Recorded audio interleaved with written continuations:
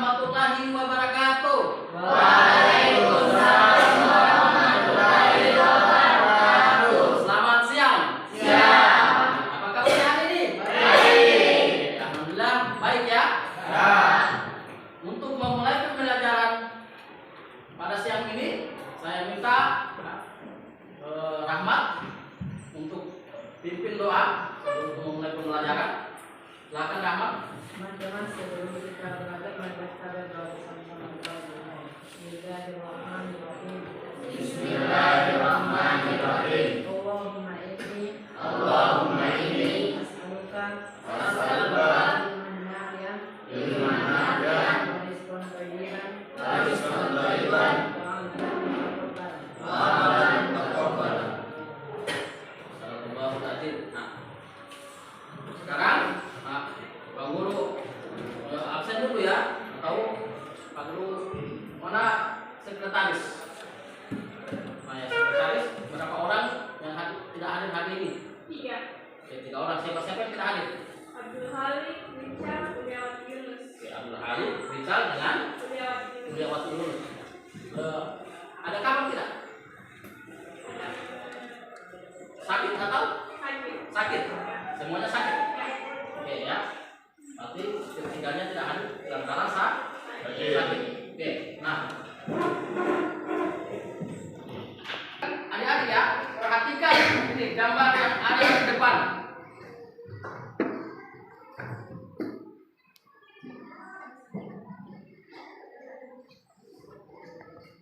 Nah, ini gambar tentang apa? Tentang pemilihan umum. Yang pernah ke sini? Pernah. Ya, berarti pernah ini tentang gambar pemilihan umum. Nah, atau biasa disebut dengan TPS, ya, tempat pemungutan suara. Nah, ini sebagai apa? Wujud hak pemberian atau kita saat memberikan hak suara kita dalam pemilu. Nah, sekarang ini gambar yang kedua.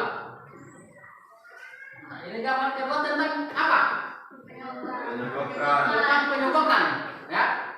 Penyogokan ini salah seorang contoh, salah seorang yang akan menjadi pemimpin, kemudian dia menyogok kepada rakyat untuk apa? Memilih, memilihnya, ya.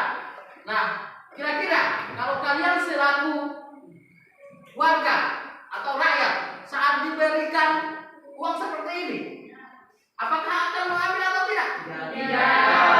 Tidak. Nah, alasannya kenapa tidak mengambil? Apa alasannya tidak mengambil ini uang? Ya? Karena apa? Ya? Karena kita seharusnya mempunyai namanya prinsip. Ya, apa itu prinsip? Ya, suatu paham tentang mengenai kebenaran yang kita pakai sebagai apa? Nah, sebagai pedoman. Untuk apa? Untuk bertingkah laku dan melakukan sesuatu. Berarti kalau kita sudah tahu prinsip kita, bahwasanya ini sebenarnya ini tidak boleh. Nah, oleh karena itu kita ya pada pembelajaran hari ini kita akan mempelajari materi mengenai bentuk dan prinsip-prinsip kedaulatan negara Republik Indonesia. Ya, setelah kita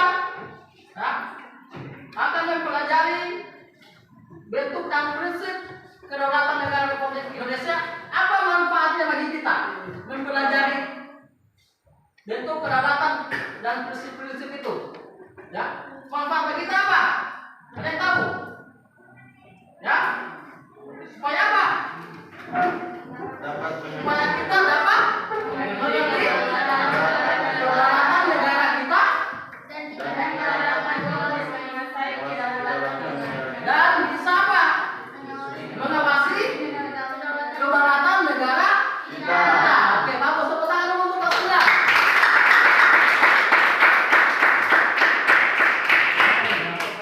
Setelah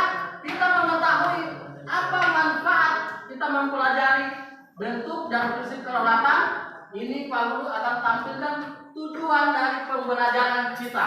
Ya, setelah kemarin ya kompetensi dasar dan indikator pencapaian yang sama ya dengan pertemuan sebelumnya. Ya, tapi ini Pak Guru akan tampilkan tujuan pembelajaran mengenai bentuk dan prinsip kedaulatan.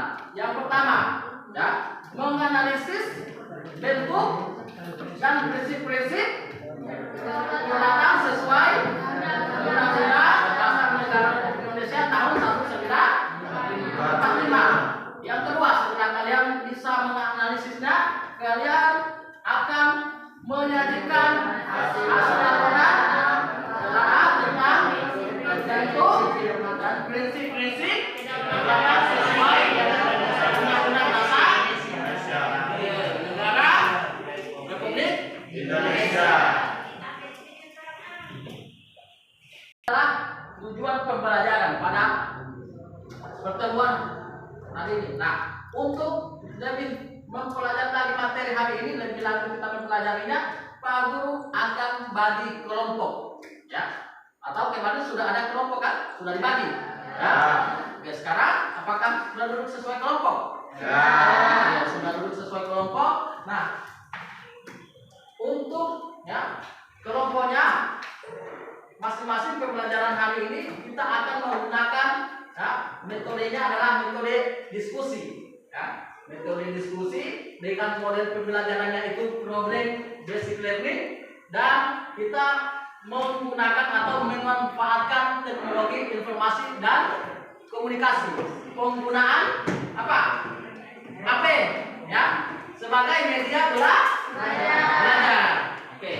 Nah, sekarang adik-adik ya, ini Pak Guru akan tampilkan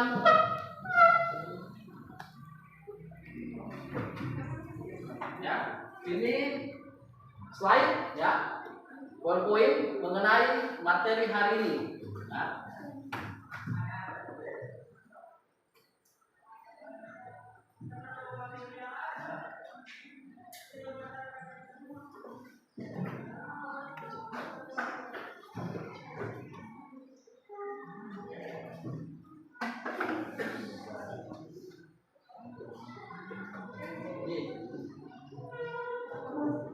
Bentuk dan prinsip kedaulatan negara Republik Indonesia. Ya. Berdasarkan Undang-Undang Negara Republik Indonesia tahun 1945. Paham kedaulatan negara kita itu tercantum dalam pembukaan Undang-Undang Dasar 1945. Nah, alinea yang berapa? Bagus ya, alinea yang keempat. Bunyinya apa sih? Bunyinya apa? Maka disitulah dalam suatu undang-undang negara Indonesia yang terbentuk dalam suatu susunan negara Republik Indonesia yang berkedaulatan rakyat. Itu sudah ada dalam permukaan bahwasannya paham atau teori kedaulatan rakyat yang berlaku di Indonesia. Nah, sebelumnya kita sudah mempelajarinya di pertemuan sebelumnya, ya, mengenai apa? Mengenai pengertian kedaulatan dan teori-teori kedaulatan. Saya masih ingat. Ada berapa teori? 5 teori. Yang pertama teori kedaulatan apa? Tuhan. Kedaulatan raja. Kedaulatan apa? Negara. Hukum. Kemudian teori kedaulatan rakyat. Nah, selain di pembukaan, ada juga dalam isinya atau pasal. Ya, itu tercantum di pasal 1 ayat 2. Apa dia punya bunyi? Ya. Kedaulatan berada di tangan rakyat dan dilaksanakan menurut Undang-Undang Dasar. Nah, sebelumnya ini ya, ini hasil amandemen yang ketiga tahun 2001. Sebelumnya bahwasanya kedaulatan itu ya kedaulatan berada di tangan MPR, ya. MPR yang memilih. Namun setelah amandemen sudah ya di tangan rakyat. Berarti rakyat yang memiliki kekuasaan Untuk apa? Menentukan, ya, menentukan apa? Menentukan apa? Kedaulatannya sendiri, ya. Oke. Nah sekarang, lihat. Nah sekarang buka buku cetak, ya. Lihat gambar, ya. Lihat gambar 3.3.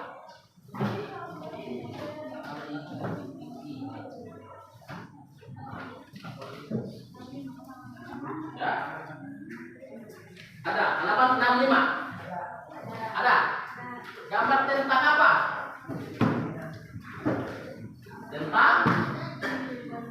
Tentang pemilihan umum. Jadi setelah melihat gambar ini, sekarang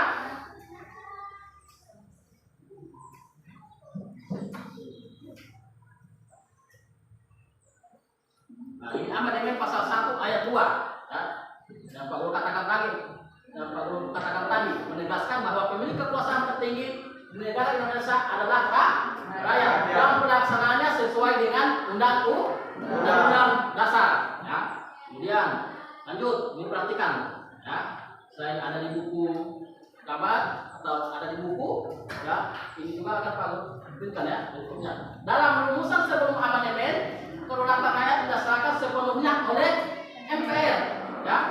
Tapi akhirnya pelaksanaan kedaulatan rakyat berubah menjadi dilaksanakan menurut undang-undang dasar. Sebelumnya kita memilih, ya, memilih presiden itu, ya, masih dipilih oleh MPR. Setelah adanya amandemen undang-undang, ya, pasal 1 ayat 2 ini di amandemen, bahwasanya sekarang kita memilih presiden dan wakil presiden itu, ya, dipilih secara langsung, ya, atau rakyat yang memilih. Lanjut.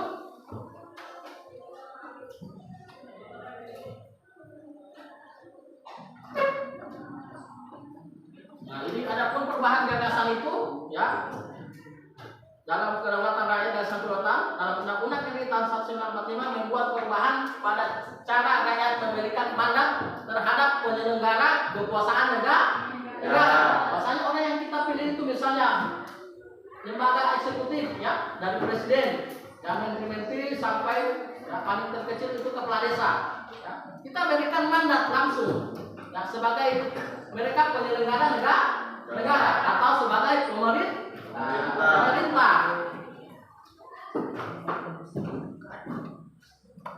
Nah, selain menganut teori kedaulatan rakyat, kita juga menganut teori kedaulatan hukum.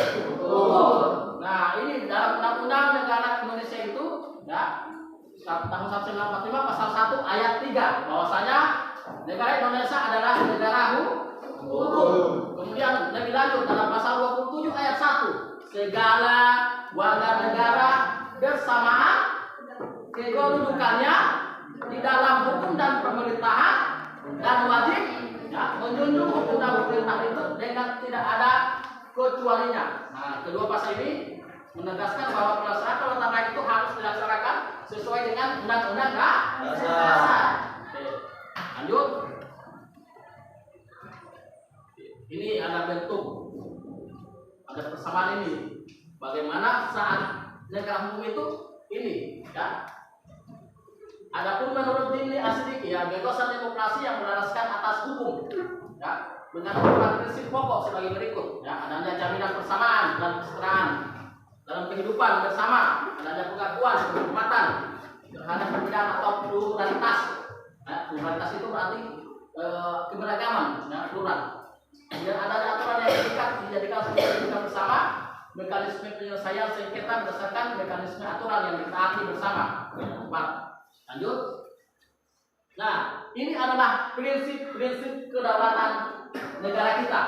Nah, kalau tadi bentuk kedaulatan kita adalah kedaulatan rakyat. Sekarang ini adalah prinsip kita punya negara, kedaulatan. Nah, prinsip kedaulatan negara Republik Indonesia. Yang pertama, ini perhatikan, ya. Yang pertama, negara Indonesia ialah negara kesatuan yang berbentuk apa? Republik. Negara Kesatuan Republik Indonesia. Bentuk negara kesatuan, ya, yang berbentuk republik. Yang kedua, Yang kedua, kedaulatan berada di tangan rakyat dan dilaksanakan menurut undang-undang dasar. Yang ketiga, negara Indonesia adalah negara hukum. Ini sebabnya sudah tercantum tadi di pasal 1 ayat 3 dan pasal 27 ayat 1. Nah, sekarang Presiden tidak dapat membekukan atau membubarkan Dewan Perwakilan Rakyat. Ya. Kenapa tidak bisa membekukan? Karena DPR itu dipilih oleh apa? Rakyat, anggota DPR. Yang kelima, menteri-menteri diangkat dan diberhentikan oleh Presiden. Ya. Menteri itu siapa yang mengangkat? Presiden. Contoh sekarang kan, Jokowi. Ya. Dia bisa mengangkat menteri. Contoh yang kemarin anak kabar di wilayah kita, ya, Sandiaga Uno. Ya. Dipilih oleh siapa? Jokowi. Padahal itu merupakan lawan politik dulu. Ya, dia punya saingan. Tetapi karena dia mempunyai hak prerogatif, hak apa? Hak khusus yang diberikan kepada presiden untuk menentukan siapa yang dipilihnya untuk membantu kerja. Ya, menteri itu adalah membantu presiden. Dia mempunyai hak prerogatif, hak khusus. Nah, kemudian MPR hanya dapat memberhentikan presiden atau wakil presiden dalam masa jabatannya, ya, menurut undang-undang dasar. Nah, sebelumnya, ya, sebelum ada amandemen, presiden itu boleh diberhentikan oleh MPR. MPR itu masih sebagai, ya, MPR itu, ya, kedudukannya masih lembaga tertinggi. Presiden ini masih di bawah. Ya. Dulunya itu sebelum, ya, ada amandemen undang-undang, bahwasanya MPR itu merupakan lembaga tinggi negara. Setelah amandemen, dia punya kedudukan sudah sama, sudah setara. Oke, sampai di sini mengerti? Nah, lebih lanjut, ya, untuk menjawab pertanyaannya lebih mengenai pembelajaran kita, ini Pak Guru akan membagikan LKPD. Ya, Pak Guru bagi LKPD. Sini ada untuk pelajaran juga. Ada untuk belajar. Ini tulis nama kelompok.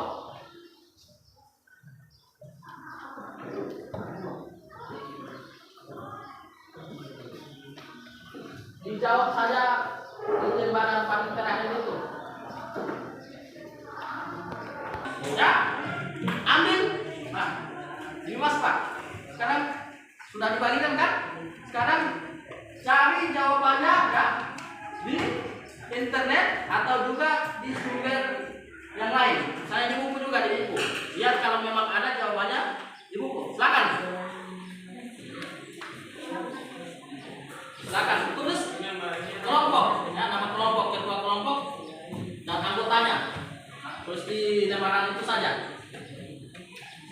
Oke, sekarang bagian A disebut enak.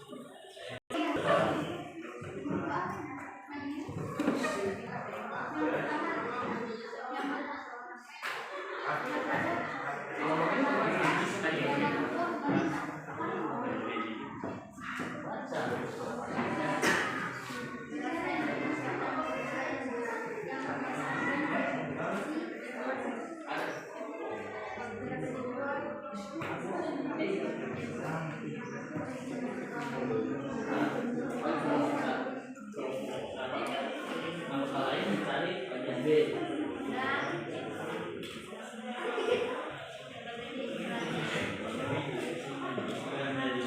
Coba baca.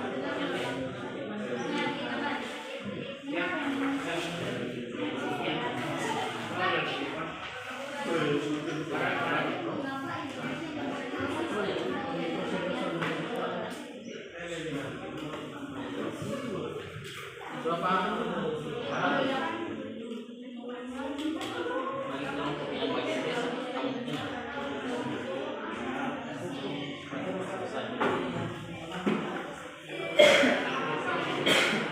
Halaman 65. Coba lihat halaman 65. Bagaimana kalau keempat boleh? Keempat nomor 3? Oke, kalau kedua? Ulian bagaimana Ulian? So, bisa dijawab? Kelompok 1? Boleh. Boleh. Oke, ini ada hasil ya diskusi kelompok ini kan nilai. Diaktifkan setiap kelompok cara ya, memberikan pertanyaan, menanggapi, menyanggah kelompok lain itu dinilai, diaktifkan masing-masing kelompok. Nah, ada keterampilan dinilai. Sambil kalian mencari, Pak juga akan menjelaskan ya prinsip kedaulatan rakyat, ya kedaulatan rakyat.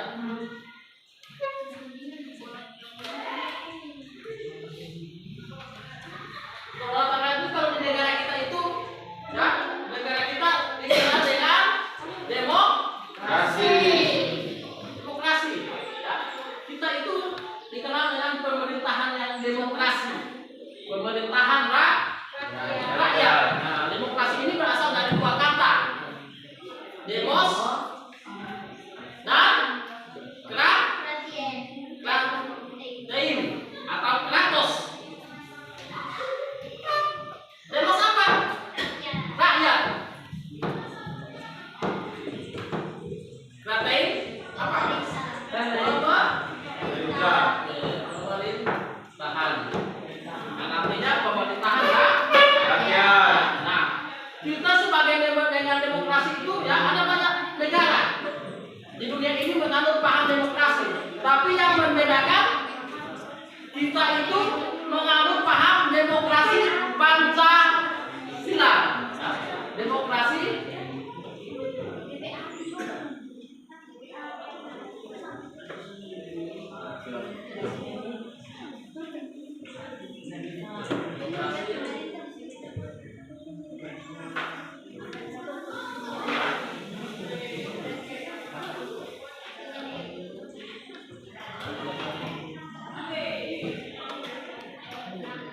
tadi kan katanya ada KTPS tempat pemungutan suara.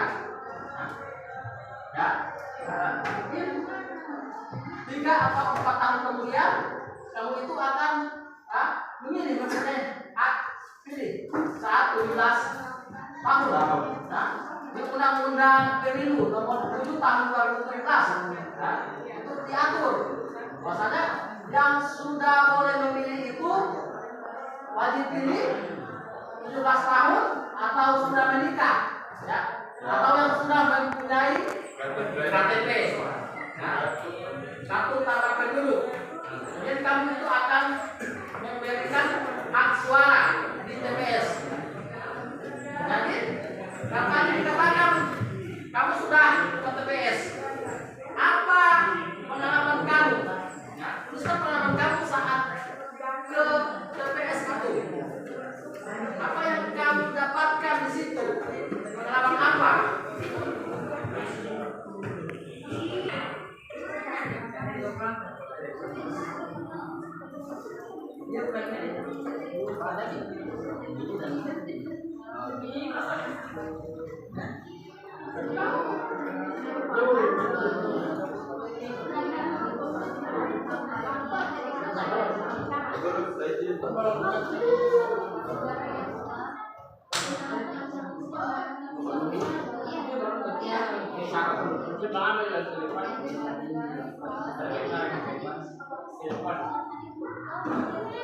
Pada saat KTPS, berarti di sana untuk pemungutan suara ada tata cara pemungutan suara.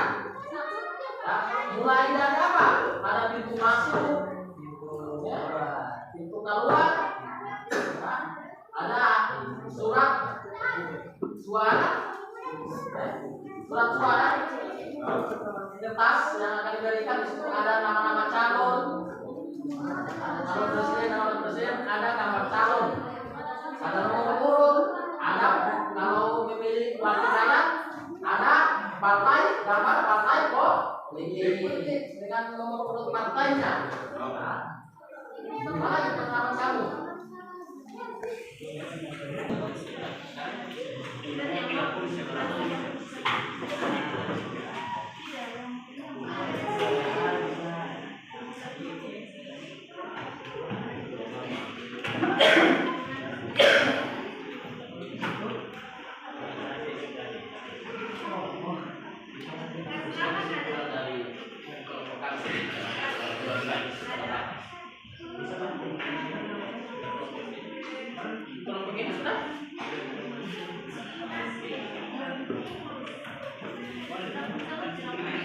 Kelompok satu bagaimana?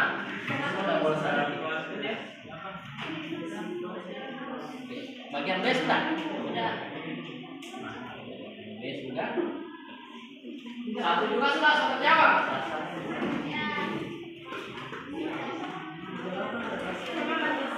Sekarang masing-masing kelompok juga membuat kesimpulan. Ya? Sekarang masing-masing kelompok buat juga kesimpulannya. Setiap kelompok membuat kesimpulan. Sudah semua? Ya, sudah semua. Kelompok satu bagaimana? Sudah selesai? Kelompok dua? Kelompok tiga? Kelompok empat? Oke, sekarang ya setiap kelompok ya, diberikan kesempatan untuk merepresentasikan hasil diskusi kelompoknya. Hasil diskusi kelompok silakan dipresentasikan oleh masing-masing kelompok. Kita mulai dari kelompok satu dulu. Silakan kelompok satu, siapa yang dipilih untuk membacakan hasil diskusinya? Hasil dari kelompoknya. Assalamualaikum warahmatullahi wabarakatuh. Waalaikumsalam warahmatullahi wabarakatuh. Saya dari kelompok 1 mewakili untuk menyampaikan hasil dari diskusi kita.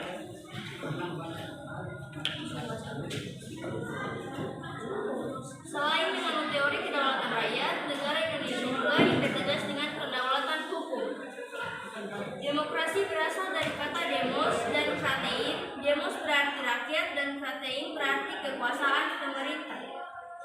Negara Indonesia adalah negara yang berdasarkan demokrasi Pancasila. Asas atau prinsip utama demokrasi Pancasila yaitu pengambilan keputusan melalui musyawarah mufakat. Abraham Lincoln mengartikan demokrasi sebagai pemerintah dari rakyat, oleh rakyat dan untuk rakyat. Kelompok lain perhatikan. B. Urai Langsung baca B. Apa? memilih dan dipilih dalam pemilu merupakan hak bagi warga negara yang telah memenuhi syarat asas-asas langsung, Rahmat, perhatikan Rahmat. bebas, rahasia, jujur, dan adil. C. Kedaulatan hukum. Kedaulatan hukum kekuasaan pemerintah berasal dari hukum yang berlaku. Kedaulatan rakyat beranggapan bahwa rakyat merupakan kesatuan yang dibentuk oleh suatu perjanjian masyarakat. Sekian, terima kasih. Oke, tepuk tangan dulu untuk kelompok satu. Sekarang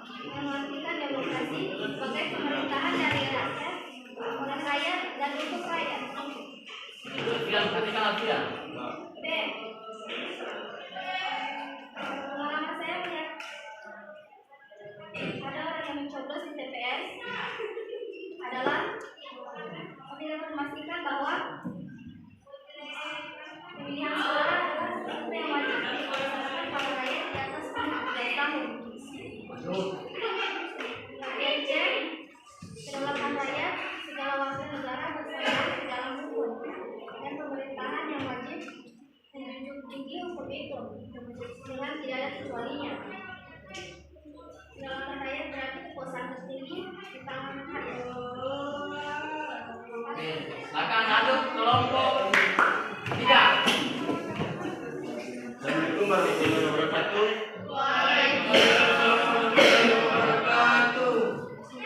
Saya dan kelompok 3 akan membacakan dan diskusikan.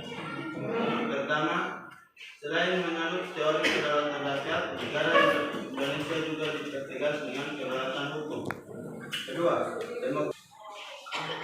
negara Indonesia adalah negara yang berdasarkan demokrasi konstitusional. 4. Asas atau prinsip utama demokrasi Pancasila yaitu pengambilan keputusan melalui musyawarah bersama. Yang kelima, Abraham Lincoln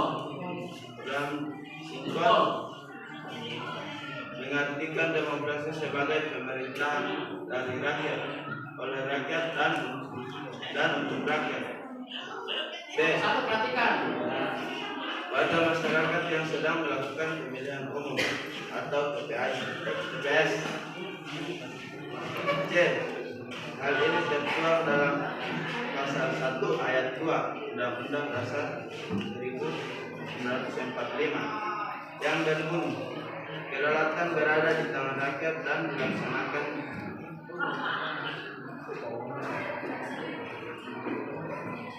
menurut Undang-Undang Dasar.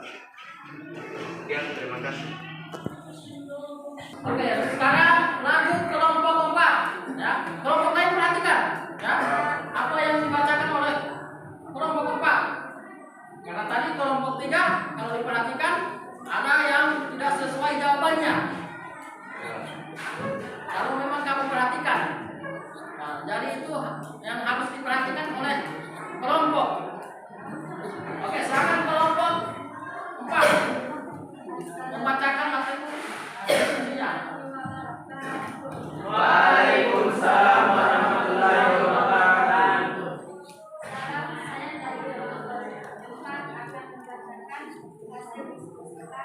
Mari perhatikan. 1. Selain menganut teori kedaulatan rakyat, negara Indonesia juga dipertegas dengan kedaulatan hukum. 2. Demokrasi berasal dari kata demos dan pratein. Demos berarti rakyat dan pratein berarti pemerintahan. 3. Negara Indonesia adalah negara yang berdasarkan demokrasi konstitusional dan berketuhanan. 4. Asas atau prinsip utama demokrasi Pancasila yaitu pengambilan keputusan melalui musyawarah merupakan ciri khas bangsa Indonesia dalam menyelesaikan masalah bersama. 5. Abraham Lincoln mengartikan demokrasi sebagai pemerintahan dari rakyat oleh rakyat dan untuk rakyat. Bagian D adalah bagaimana orang-orang melakukan kita berdua. Bagian C, kedaulatan rakyat adalah suatu pemerintahan di mana kekuasaan tertinggi berada di tangan rakyat. Kedaulatan hukum adalah kedaulatan yang mendukung demi hukum yang ada di negara tersebut. Oke, tepuk tangan dulu untuk kelompok 4. Masing-masing kelompok mempresentasikan, ya. Sekarang diberikan juga kesempatan untuk memberikan kesimpulan dari masing-masing kelompok.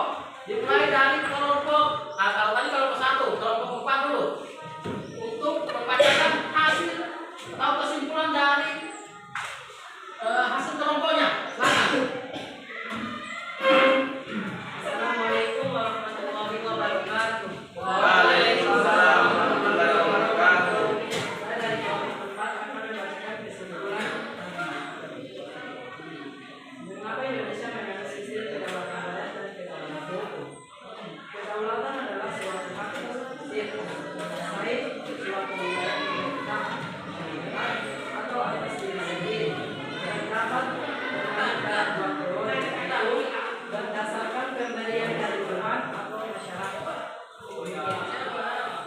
Oke, lanjut kelompok 3. Waalaikumsalam.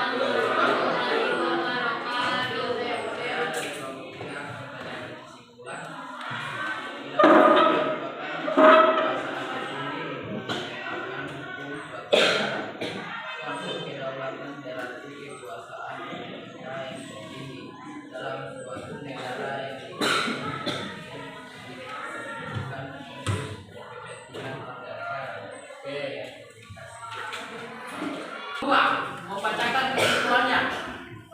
Assalamualaikum warahmatullahi wabarakatuh. Waalaikumsalam warahmatullahi wabarakatuh.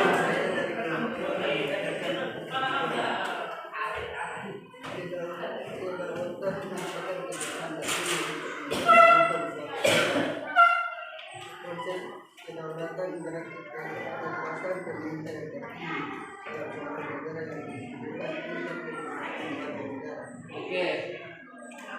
Sekarang ya, kelompok 1. Assalamualaikum warahmatullahi wabarakatuh. Waalaikumsalam warahmatullahi wabarakatuh.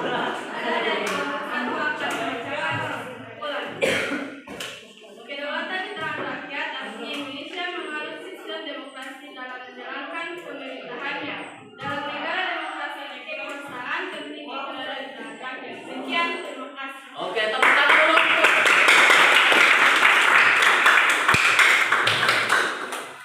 Kalian membacakan semua, sekarang kita akan merefleksikan ya hasil pembelajaran hari ini. Nah, refleksinya, apa manfaat kita mempelajari materi kedaulatan rakyat?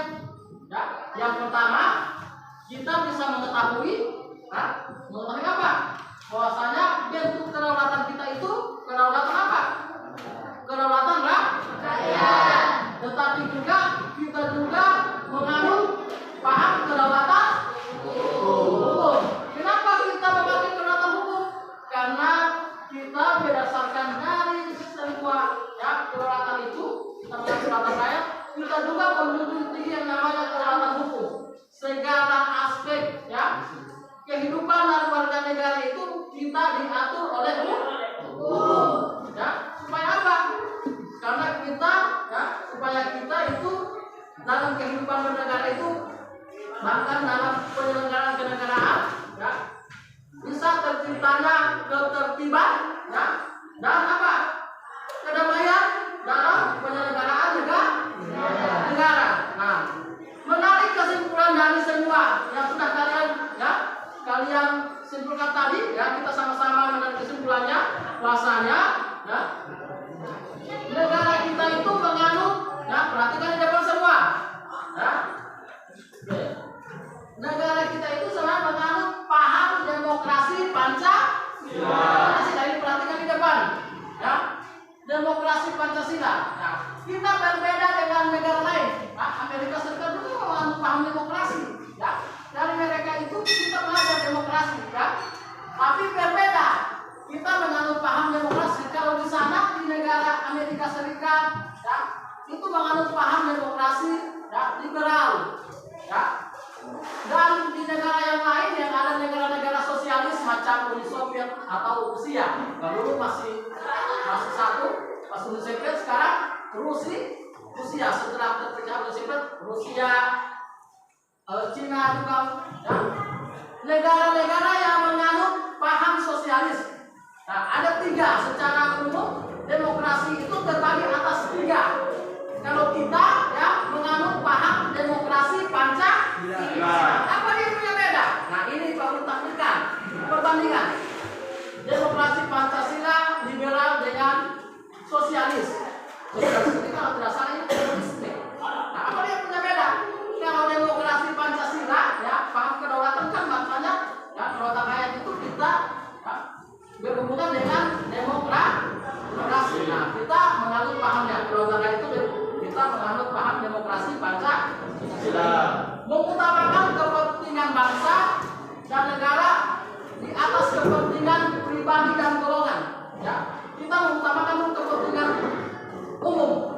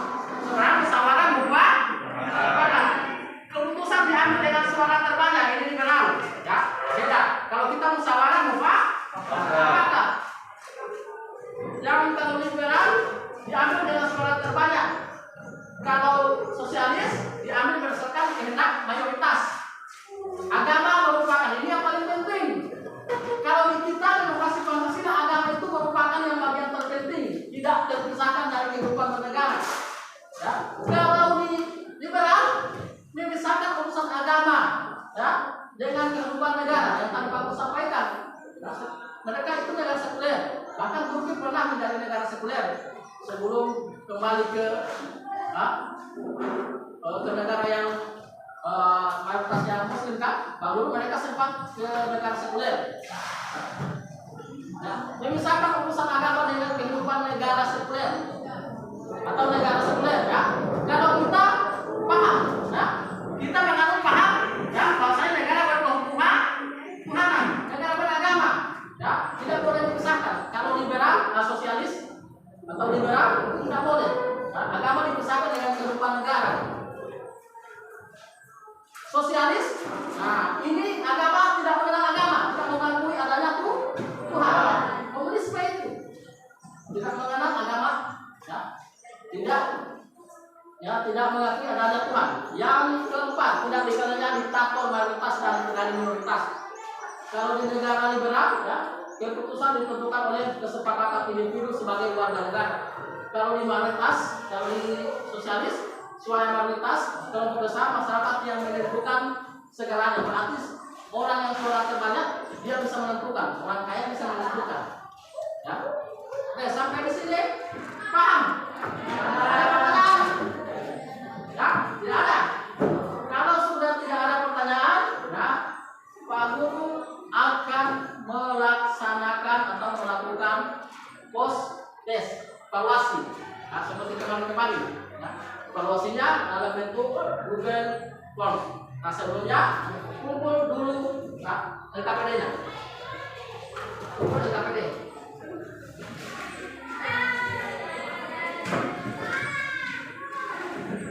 Berapa?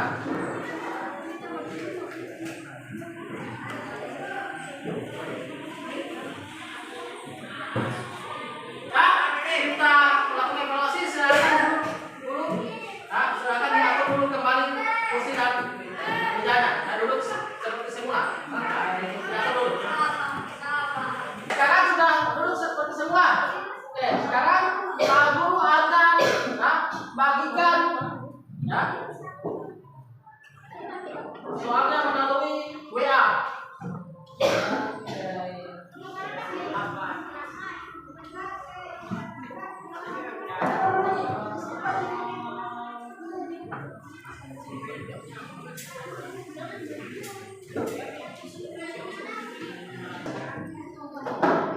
Dan Pak Guru akan bagikan melalui WA.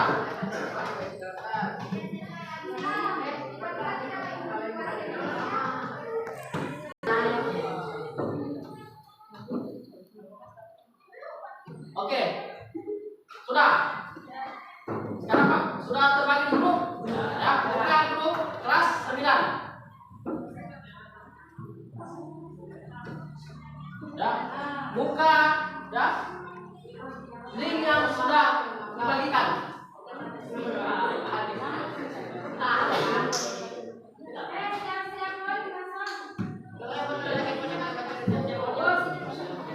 Ya, waktunya 5 menit.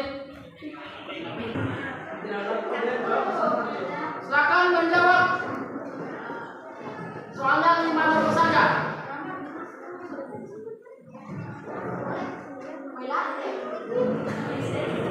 Kirimkan, ya, kirim jawabannya, langsung kirim saja. Kalau sudah terkirim, jawabannya akan masuk sama Pak Guru dengan nilainya. Oke. Sudah semua? Belum.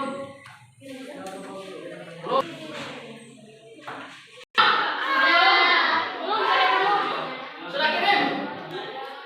Sudah. Oke, kalau sudah, nah, insya Allah, ya, minggu depan, ya, langsung sudah kirim semua kan? Soalnya dan jawabannya sudah masuk sama Pak Guru. Ya. Nah, oleh karena itu, minggu depan, insya Allah pertemuan kita masih tentang materi kedaulatan, yakni mengenai melaksanakan prinsip-prinsip kedaulatan rakyat. Nah, dengan metode dan model pembelajarannya masih sama. Ya, kita tetap masih berdiskusi. Oke. Setelah kita melalui proses pembelajaran pada hari ini, untuk menutup pembelajaran kita menutupnya dengan doa.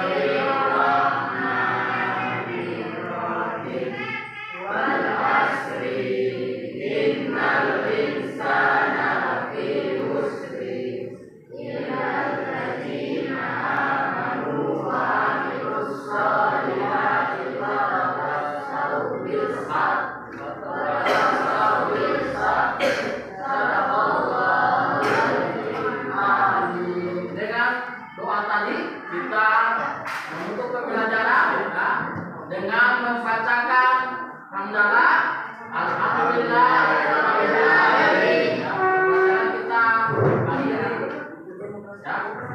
Wassalamualaikum warahmatullahi wabarakatuh.